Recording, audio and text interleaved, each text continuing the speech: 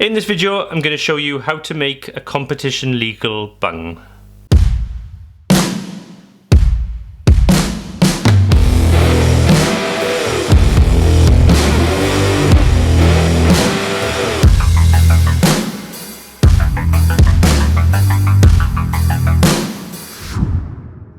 What is up guys, welcome back to another video. So in this episode we're going to take a look at how to make a competition legal bung.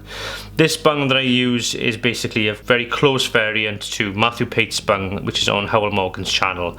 So if you haven't seen that video, I'll leave a link in the description for you to go and check it out. Okay, for a bung to be competition legal, it has to be made up of 3 materials. For most of us that means foam, thread and then dubbing, just tied on at the end. So that's basically what we're going to do in this bung. So this is a finished bung. Let's take this off. I'm going to start with my hook. Now my hook is a Ferrio barbless short shank size 8. And then what you're going to start off with is a block of foam like this. This is just standard booby foam.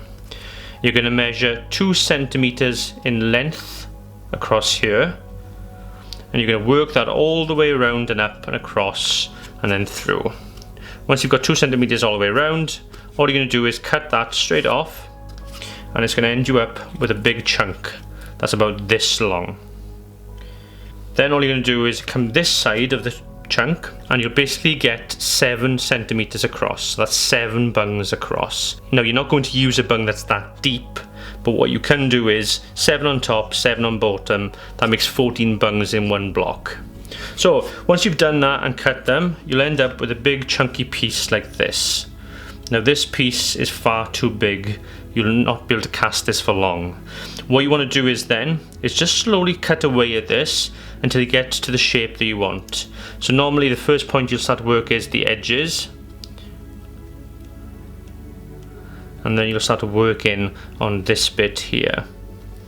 Until you reach a point where you end up with something like this.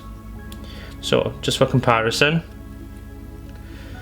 you can see how much this is like a sugar cube. And that's the uncut version there. So once you get to this point, what I would then do is take a pile of them and put them in the oven for 2 minutes at 170. All that'll do is it'll harden the outer part of the foam and just make it a bit more robust. And then once you've got to that point, you're just going to take a Stanley blade straight through the center and just create a small little indent right through there. It doesn't have to be deep, just a couple of mil, just enough for the hook to sit in the bung as opposed to on top of it.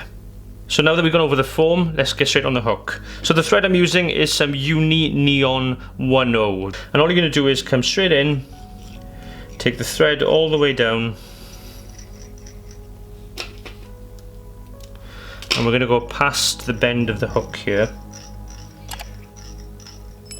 And then you're just going to come in with your dubbing. So for example here, I've just taken a little bit of green ecstasy off the yarn, but you can use any dubbing. It's just to fill the quarter of that third material. So catch that in, bring it all the way up, and then wrap that around. And then once you've got to there, bring the thread back up. Don't need to be fussy about this. And then tie it off.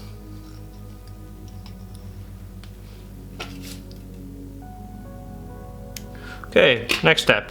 You can either use super glue or you can use resin. I've got Gulf resin here at hand, so I'm just going to use some Gulf Classic and then just layer it on quite generously.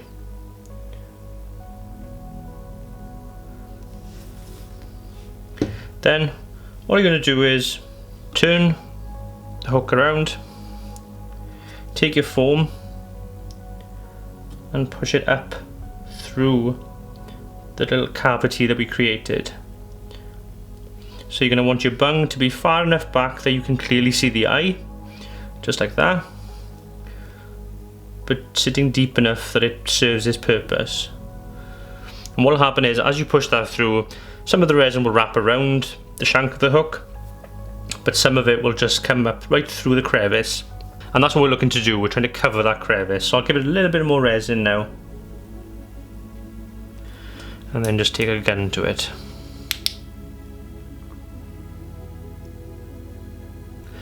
Okay, and then what you'll find is that is not going to move, that is solid there.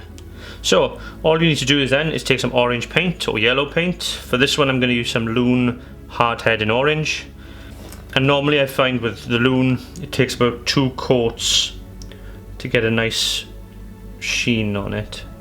So the base coat goes on first, colour it all the way around.